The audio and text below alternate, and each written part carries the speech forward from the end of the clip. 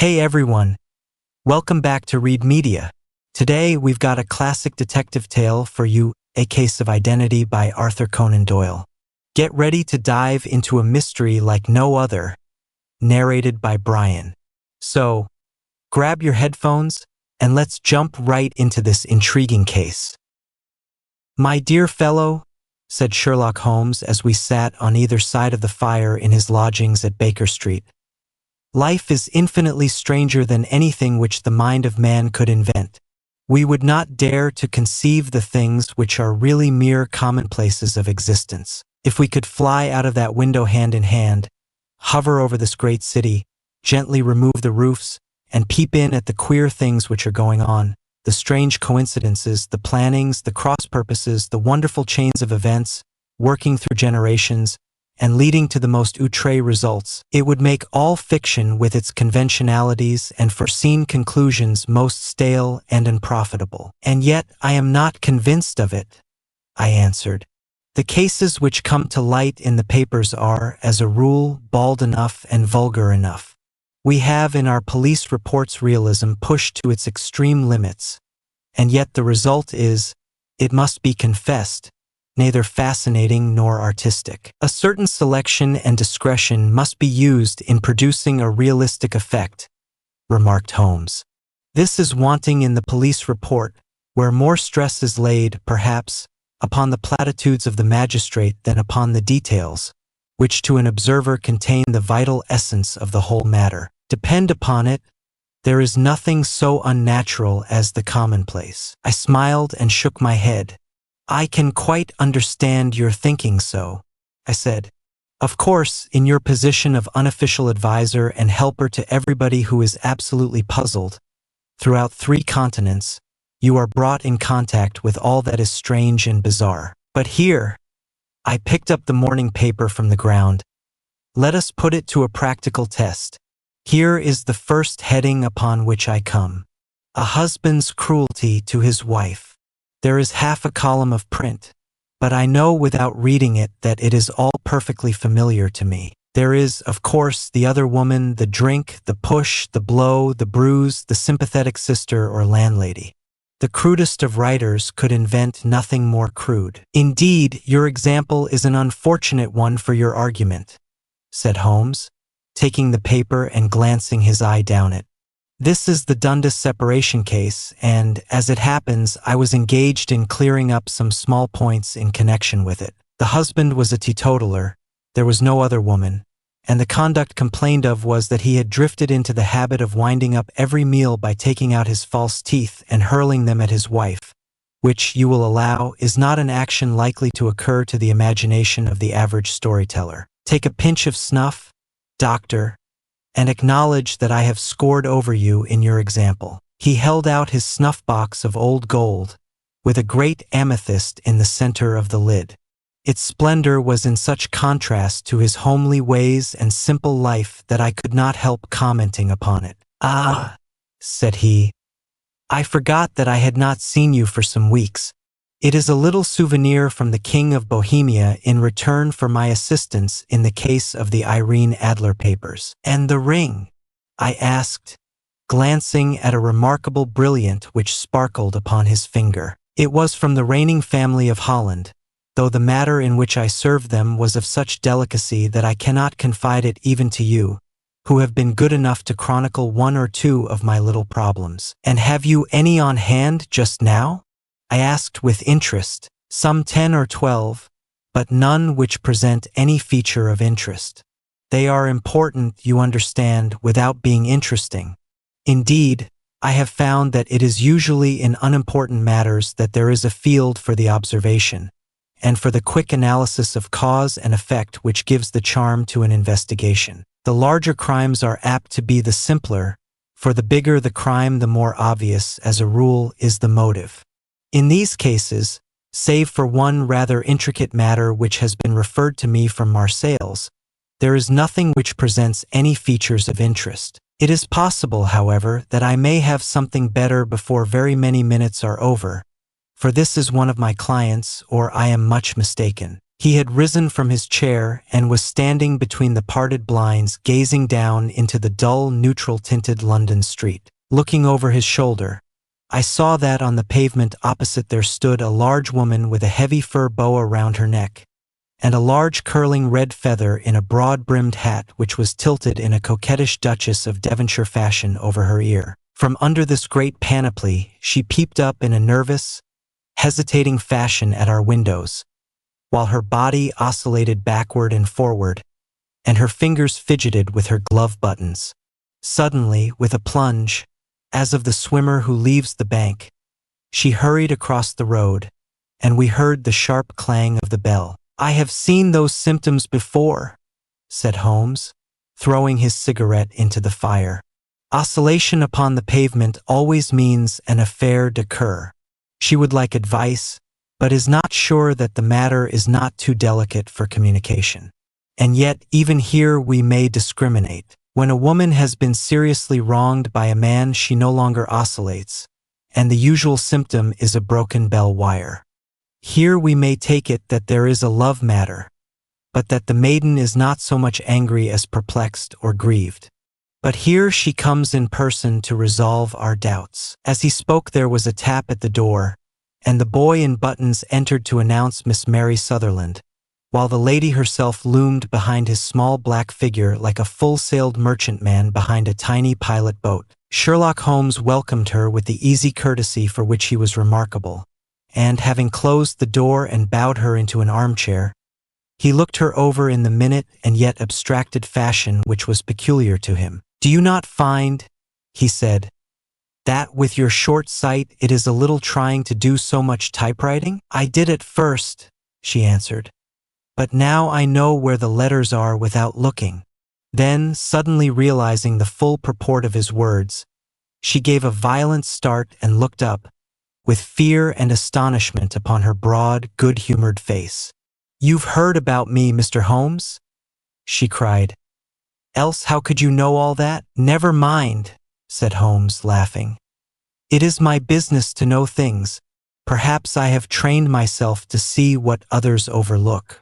If not, why should you come to consult me?" "I came to you, sir, because I heard of you from Mrs. Etheridge, whose husband you found so easy when the police and everyone had given him up for dead.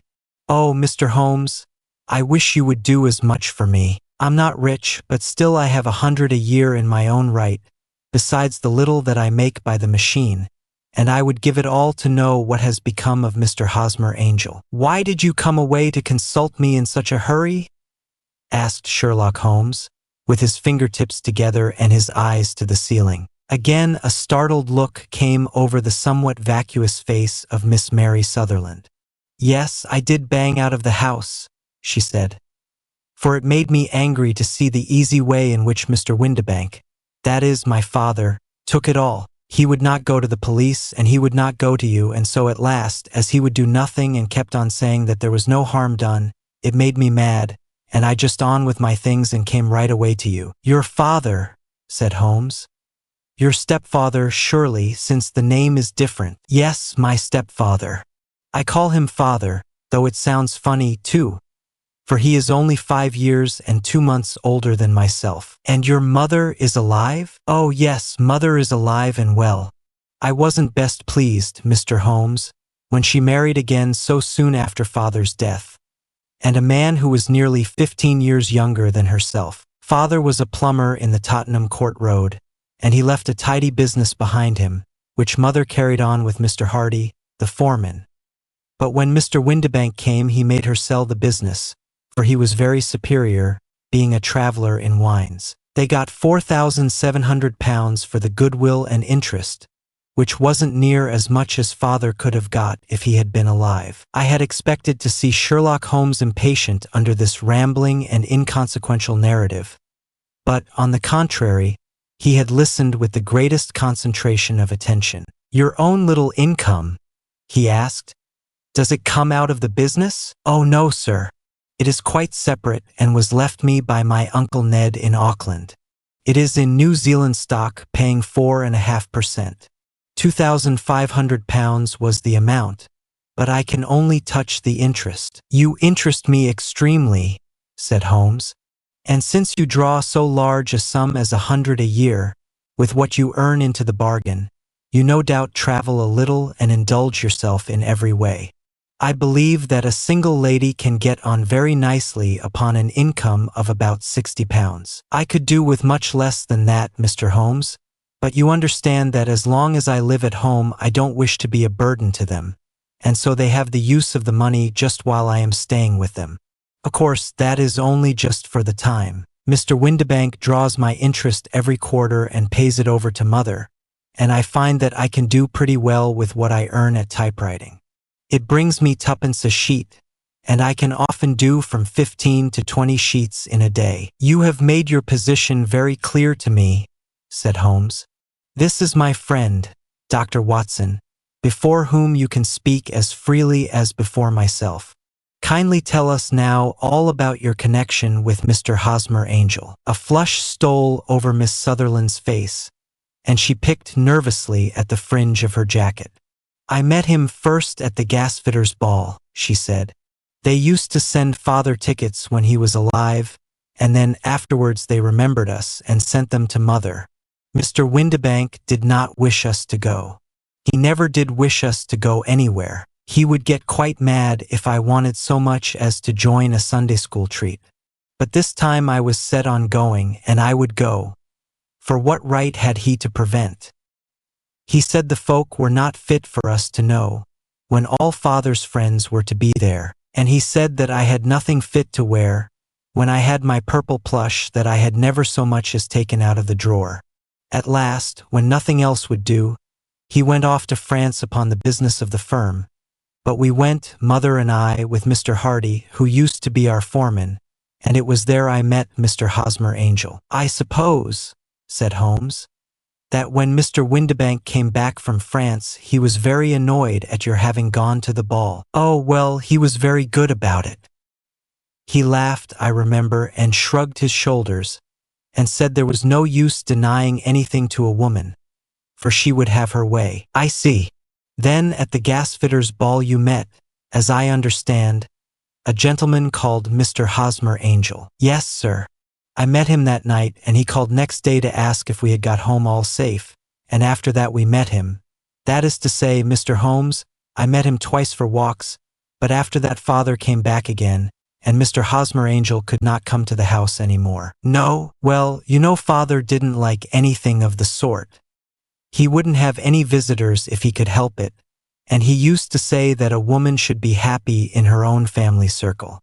But then, as I used to say to Mother, a woman wants her own circle to begin with, and I had not got mine yet." "But how about Mr. Hosmer Angel? Did he make no attempt to see you?" "Well, Father was going off to France again in a week, and Hosmer wrote and said that it would be safer and better not to see each other until he had gone. We could write in the meantime, and he used to write every day. I took the letters in the morning, so there was no need for Father to know." "Were you engaged to the gentleman at this time?" "Oh, yes, Mr. Holmes. We were engaged after the first walk that we took. Hosmer, Mr. Angel, was a cashier in an office in Leadenhall Street, and—" "What office? That's the worst of it, Mr. Holmes. I don't know." "Where did he live then?" "He slept on the premises." "And you don't know his address?" "No, except that it was Leadenhall Street." "Where did you address your letters, then?" "To the Leadenhall Street post office, to be left till called for. He said that if they were sent to the office he would be chaffed by all the other clerks about having letters from a lady, so I offered to typewrite them like he did his, but he wouldn't have that, for he said that when I wrote them they seemed to come from me, but when they were typewritten he always felt that the machine had come between us. That will just show you how fond he was of me, Mr. Holmes, and the little things that he would think of." "It was most suggestive," said Holmes. "It has long been an axiom of mine that the little things are infinitely the most important. Can you remember any other little things about Mr. Hosmer Angel?" "He was a very shy man, Mr. Holmes. He would rather walk with me in the evening than in the daylight, for he said that he hated to be conspicuous. Very retiring and gentlemanly he was. Even his voice was gentle. He'd had the quinsy and swollen glands when he was young. he told me, and it had left him with a weak throat and a hesitating, whispering fashion of speech. He was always well dressed, very neat and plain, but his eyes were weak, just as mine are, and he wore tinted glasses against the glare. Well, and what happened when Mr. Windibank, your stepfather, returned to France? Mr. Hosmer Angel came to the house again and proposed that we should marry before father came back. He was in dreadful earnest and made me swear, with my hands on the testament, that whatever happened I would always be true to him. Mother said he was quite right to make me swear, and that it was a sign of his passion. Mother was all in his favor from the first and was even fonder of him than I was. Then, when they talked of marrying within the week, I began to ask about father, but they both said never to mind about father, but just to tell him afterwards, and mother said she would make it all right with him. I didn't quite like that, Mr. Holmes. It seemed funny that I should ask his leave, as he was only a few years older than me, but I didn't want to do anything on the sly, so I wrote to father at Bordeaux, where the company has its French offices, but the letter came back to me on the very morning of the wedding. It missed him then? Yes, sir. For he had started to England just before it arrived. Ah, that was unfortunate. Your wedding was arranged, then, for the Friday. Was it to be in church? Yes, sir, but very quietly. It was to be at St. Saviour's, near King's Cross, and we were to have breakfast afterwards at the St. Pancras Hotel. Hosmer came for us in a hansom, but as there were two of us, he put us both into it and stepped himself into a four-wheeler, which happened to be the only other cab in the street. We got to the church first, and when the four-wheeler drove up, we waited for him to step out, but he never did, and when the cabman got down from the box and looked, there was no one there. The cabman said that he could not imagine what had become of him, for he had seen him get in with his own eyes. That was last Friday, Mr. Holmes, and I have never seen or heard anything since then to throw any light upon what became of him. It seems to me that you have been very shamefully treated, said Holmes. Oh, no, sir. He was too good and kind to leave me so. Why, all the morning he was saying to me that whatever happened, I was to be true, and that even if something quite unforeseen occurred to separate us, I was always to remember that I was pledged to him, and that he would claim his pledge sooner or later. It seemed strange talk for a wedding morning, but what has happened since gives a meaning to it. Most certainly it does. Your own opinion is, then, that some unforeseen catastrophe has occurred to him. Yes, sir. I believe that he foresaw some danger, or else he would not have talked so. And then I think that what he foresaw happened. But you have no notion as to what it could have been? None. One more question. How did your mother take the matter? She was angry, and said that I was never to speak of the matter again. And your father? Did you tell him? Yes. And he seemed to think with me that something had happened, and that I should hear of Hosmer again. As he said, what interest could anyone have in bringing me to the doors of the church, and then leaving me? Now, if he had borrowed my money, or if he had married me and got my money settled on him, there might be some reason, but Hosmer was very independent about money and never would look at a shilling of mine. And yet, what could have happened? And why could he not write? Oh, it drives me half mad to think of it, and I can't sleep a wink at night. She pulled a little handkerchief out of her muff and began to sob heavily into it. I shall glance into the case for you, said Holmes, rising, and I have no doubt that we shall reach some definite result. Let the weight of the matter rest upon me now, and do not let your mind dwell upon it further. Above all, try to let Mr. Hosmer Angel vanish from your memory, as he has done from your life. Then you don't think I'll see him again? I fear not. Then what has happened to him? You will leave that question in my hands. I should like an accurate description of him and any letters of his which you can spare. I advertised for him in last Saturday's Chronicle, said she. Here is the slip, and here are 4 letters from him. Thank you. And your address, number 31 Lyon Place, Camberwell. Mr. Angel's address you never had, I understand. Where is your father's place of business? He travels for Westhouse and Marbank, the great claret importers of Fenchurch Street. Thank you. You have made your statement very clearly. You will leave the papers here, and remember the advice which I have given you. Let the whole incident be a sealed book, and do not allow it to affect your life. You are very kind, Mr. Holmes, but I cannot do that. I shall be true to Hosmer. He shall find me ready when he comes back. For all the preposterous hat and the vacuous face, there was something noble in the simple faith of our visitor which compelled our respect. She laid her little bundle of papers upon the table and went her way, with a promise to come again whenever she might be summoned. Sherlock Holmes sat silent for a few minutes with his fingertips still pressed together, his legs stretched out in front of him, and his gaze directed upward to the ceiling. Then he took down from the rack the old and oily clay pipe, which was to him as a counselor, and having lit it, he leaned back in his chair, with the thick blue cloud wreaths spinning up from him, and a look of infinite languor in his face. "Quite an interesting study, that maiden," he observed. "I found her more interesting than her little problem, which, by the way, is rather a trite one.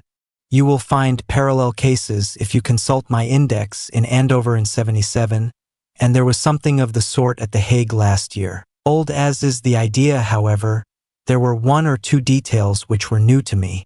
But the maiden herself was most instructive. You appeared to read a good deal upon her which was quite invisible to me," I remarked. "Not invisible but unnoticed, Watson. You did not know where to look, and so you missed all that was important. I can never bring you to realize the importance of sleeves, the suggestiveness of thumbnails, or the great issues that may hang from a bootlace. Now, what did you gather from that woman's appearance? Describe it." "Well, she had a slate-colored, broad-brimmed straw hat, with a feather of a brickish red. Her jacket was black, with black beads sewn upon it, and a fringe of little black jet ornaments.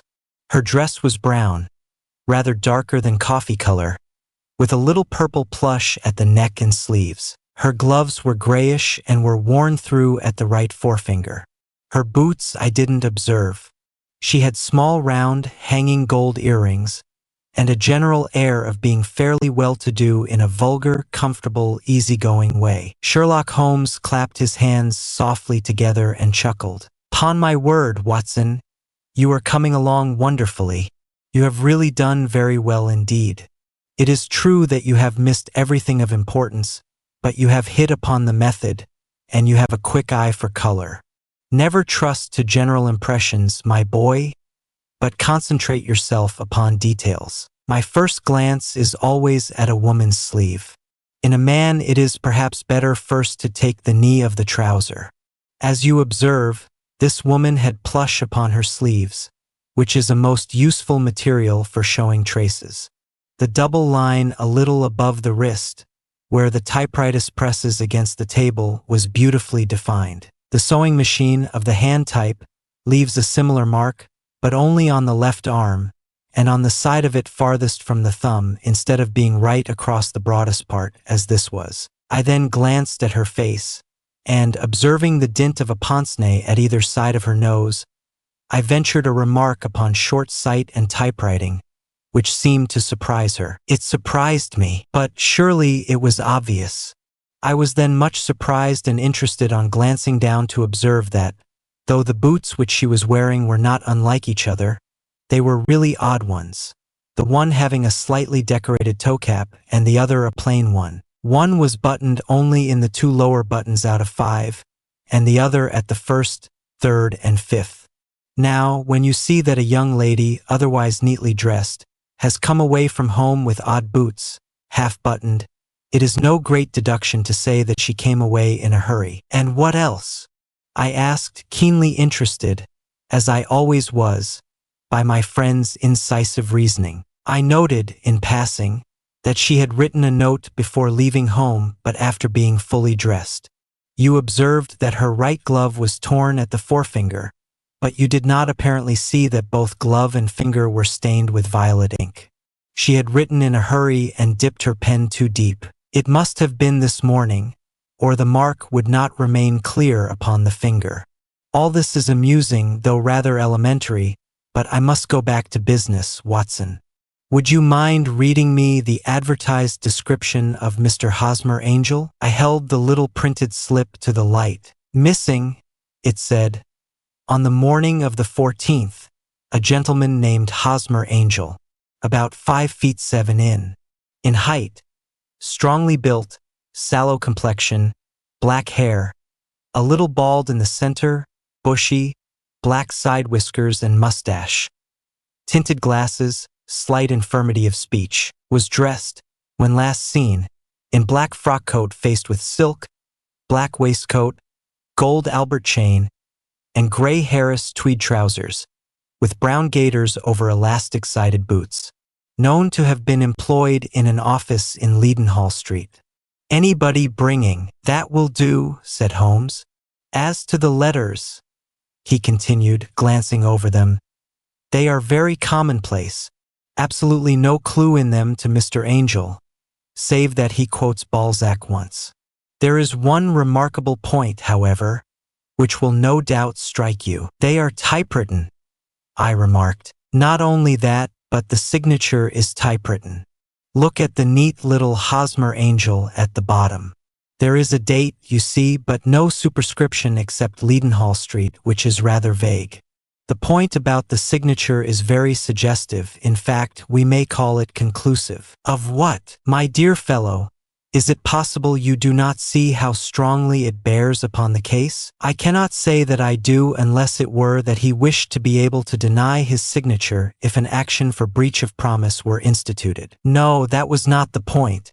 However, I shall write 2 letters which should settle the matter. One is to a firm in the city, the other is to the young lady's stepfather, Mr. Windibank, asking him whether he could meet us here at 6 o'clock tomorrow evening.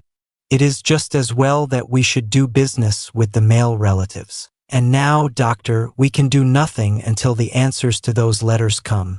So we may put our little problem upon the shelf for the interim. I had had so many reasons to believe in my friend's subtle powers of reasoning and extraordinary energy in action that I felt that he must have some solid grounds for the assured and easy demeanor with which he treated the singular mystery which he had been called upon to fathom. Once only had I known him to fail, in the case of the King of Bohemia and of the Irene Adler photograph.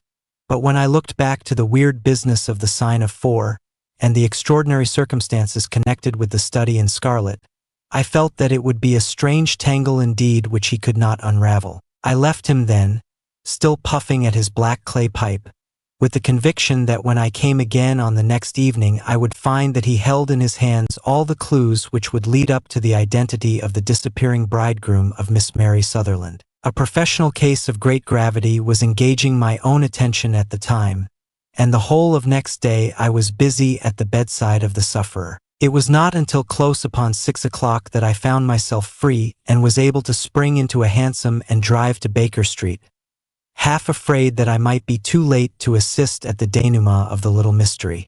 I found Sherlock Holmes alone, however, half asleep, with his long, thin form curled up in the recesses of his armchair. A formidable array of bottles and test tubes, with the pungent, cleanly smell of hydrochloric acid, told me that he had spent his day in the chemical work which was so dear to him. Well, have you solved it? I asked as I entered. Yes. It was the bisulfate of baryta. No, no, the mystery, I cried. Oh, that. I thought of the salt that I have been working upon. There was never any mystery in the matter, though, as I said yesterday, some of the details are of interest. The only drawback is that there is no law, I fear, that can touch the scoundrel. Who was he, then? And what was his object in deserting Miss Sutherland? The question was hardly out of my mouth, and Holmes had not yet opened his lips to reply, when we heard a heavy footfall in the passage and a tap at the door. This is the girl's stepfather, Mr. James Windibank, said Holmes. He has written to me to say that he would be here at 6. Come in. The man who entered was a sturdy, middle-sized fellow, some 30 years of age, clean-shaven and sallow-skinned, with a bland, insinuating manner, and a pair of wonderfully sharp and penetrating gray eyes. He shot a questioning glance at each of us, placed his shiny top hat upon the sideboard, and with a slight bow sidled down into the nearest chair. "Good evening, Mr. James Windibank," said Holmes. "I think that this typewritten letter is from you, in which you made an appointment with me for 6 o'clock? "Yes, sir. I am afraid that I am a little late, but I am not quite my own master, you know. I am sorry that Miss Sutherland has troubled you about this little matter, for I think it is far better not to wash linen of the sort in public. It was quite against my wishes that she came, but she is a very excitable, impulsive girl, as you may have noticed, and she is not easily controlled when she has made up her mind on a point. Of course, I did not mind you so much, as you are not connected with the official police, but it is not pleasant to have a family misfortune like this noised abroad. Besides, it is a useless expense, for how could you possibly find this Hosmer Angel?" "On the contrary," said Holmes quietly, "I have every reason to believe that I will succeed in discovering Mr. Hosmer Angel." Mr. Windibank gave a violent start and dropped his gloves. "I am delighted to hear it," he said. "It is a curious thing," remarked Holmes, "that a typewriter has really quite as much individuality as a man's handwriting. Unless they are quite new, no two of them write exactly alike. Some letters get more worn than others, and some wear only on one side. Now, you remark in this note of yours, Mr. Windibank, that in every case there is some little slurring over of the E, and a slight defect in the tail of the R. There are 14 other characteristics, but those are the more obvious. We do all our correspondence with this machine at the office, and no doubt it is a little worn," our visitor answered, glancing keenly at Holmes with his bright little eyes. "And now I will show you what is really a very interesting study, Mr. Windibank," Holmes continued. "I think of writing another little monograph some of these days on the typewriter and its relation to crime. It is a subject to which I have devoted some little attention. I have here 4 letters which purport to come from the missing man. They are all typewritten. In each case, not only are the E's slurred and the R's tailless, but you will observe, if you care to use my magnifying lens, that the 14 other characteristics to which I have alluded are there as well." Mr. Windibank sprang out of his chair and picked up his hat. "I cannot waste time over this sort of fantastic talk, Mr. Holmes," he said. "If you can catch the man, catch him, and let me know when you have done it." "Certainly," said Holmes, stepping over and turning the key in the door. "I let you know, then, that I have caught him." "What? Where?" shouted Mr. Windibank, turning white to his lips and glancing about him like a rat in a trap. "Oh, it won't do, really it won't," said Holmes suavely. "There is no possible getting out of it, Mr. Windibank. It is quite too transparent, and it was a very bad compliment when you said that it was impossible for me to solve so simple a question. That's right. Sit down and let us talk it over." Our visitor collapsed into a chair, with a ghastly face and a glitter of moisture on his brow. It's not actionable," he stammered. "I am very much afraid that it is not. But between ourselves, Windibank, it was as cruel and selfish and heartless a trick in a petty way as ever came before me. Now, let me just run over the course of events, and you will contradict me if I go wrong." The man sat huddled up in his chair, with his head sunk upon his breast, like one who is utterly crushed. Holmes stuck his feet up on the corner of the mantelpiece and, leaning back with his hands in his pockets, began talking, rather to himself, as it seemed, than to us. "The man married a woman very much older than himself for her money," said he, "and he enjoyed the use of the money of the daughter as long as she lived with them. It was a considerable sum for people in their position, and the loss of it would have made a serious difference. It was worth an effort to preserve it. The daughter was of a good, amiable disposition, but affectionate and warm-hearted in her ways, so that it was evident that with her fair personal advantages and her little income, she would not be allowed to remain single long. Now her marriage would mean, of course, the loss of 100 a year, so what does her stepfather do to prevent it? He takes the obvious course of keeping her at home and forbidding her to seek the company of people of her own age. But soon he found that that would not answer forever. She became restive, insisted upon her rights, and finally announced her positive intention of going to a certain ball. What does her clever stepfather do then? He conceives an idea more creditable to his head than to his heart. With the connivance and assistance of his wife, he disguised himself, covered those keen eyes with tinted glasses, masked the face with a mustache and a pair of bushy whiskers, sunk that clear voice into an insinuating whisper, and doubly secure on account of the girl's short sight, he appears as Mr. Hosmer Angel, and keeps off other lovers by making love himself. It was only a joke at first, groaned our visitor. We never thought that she would have been so carried away. Very likely not. However that may be, the young lady was very decidedly carried away, and having quite made up her mind that her stepfather was in France, the suspicion of treachery never for an instant entered her mind. She was flattered by the gentleman's attentions, and the effect was increased by the loudly expressed admiration of her mother. Then Mr. Angel began to call, for it was obvious that the matter should be pushed as far as it would go if a real effect were to be produced. There were meetings and an engagement, which would finally secure the girl's affections from turning towards anyone else. But the deception could not be kept up forever.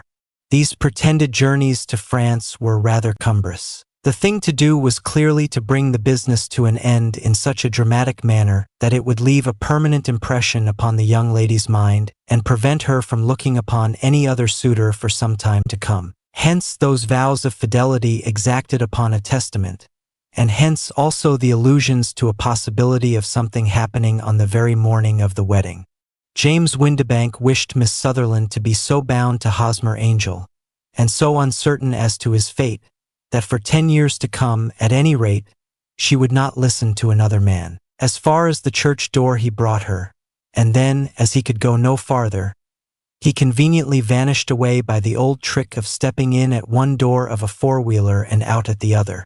I think that was the chain of events, Mr. Windibank. Our visitor had recovered something of his assurance while Holmes had been talking, and he rose from his chair now with a cold sneer upon his pale face. It may be so, or it may not, Mr. Holmes, said he. But if you are so very sharp, you ought to be sharp enough to know that it is you who are breaking the law now, and not me. I have done nothing actionable from the first, but as long as you keep that door locked, you lay yourself open to an action for assault and illegal constraint. The law cannot, as you say, touch you, said Holmes, unlocking and throwing open the door. Yet there never was a man who deserved punishment more. If the young lady has a brother or a friend, he ought to lay a whip across your shoulders. By Jove, he continued, flushing up at the sight of the bitter sneer upon the man's face. It is not part of my duties to my client, but here's a hunting crop handy, and I think I shall just treat myself to. He took 2 swift steps to the whip, but before he could grasp it, there was a wild clatter of steps upon the stairs. The heavy hall door banged, and from the window we could see Mr. James Windibank running at the top of his speed down the road. There's a cold-blooded scoundrel, said Holmes, laughing, as he threw himself down into his chair once more. That fellow will rise from crime to crime until he does something very bad, and ends on a gallows.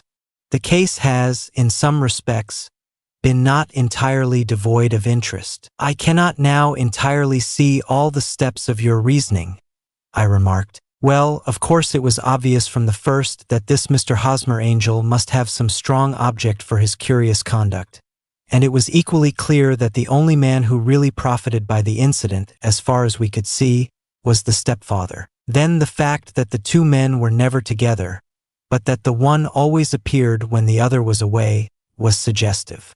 So were the tinted spectacles and the curious voice, which both hinted at a disguise, as did the bushy whiskers. My suspicions were all confirmed by his peculiar action in typewriting his signature, which, of course, inferred that his handwriting was so familiar to her that she would recognize even the smallest sample of it.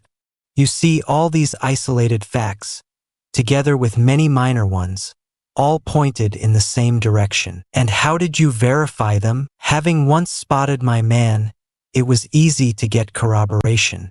I knew the firm for which this man worked. Having taken the printed description, I eliminated everything from it which could be the result of a disguise. The whiskers, the glasses, the voice, and I sent it to the firm with a request that they would inform me whether it answered to the description of any of their travelers. I had already noticed the peculiarities of the typewriter, and I wrote to the man himself at his business address asking him if he would come here. As I expected, his reply was typewritten and revealed the same trivial but characteristic defects. The same post brought me a letter from Westhouse and Marbank of Fenchurch Street to say that the description tallied in every respect with that of their employee, James Windibank. Voilà tout. And Miss Sutherland? If I tell her, she will not believe me. You may remember the old Persian saying, "There is danger for him who taketh the tiger cub, and danger also for whoso snatches a delusion from a woman." There is as much sense in Hafiz as in Horace, and as much knowledge of the world. Thanks for listening to A Case of Identity by Arthur Conan Doyle, narrated by Brian. If you enjoyed the story, don't forget to hit that like button and subscribe for more great audiobooks from Read Media. Until next time, happy listening.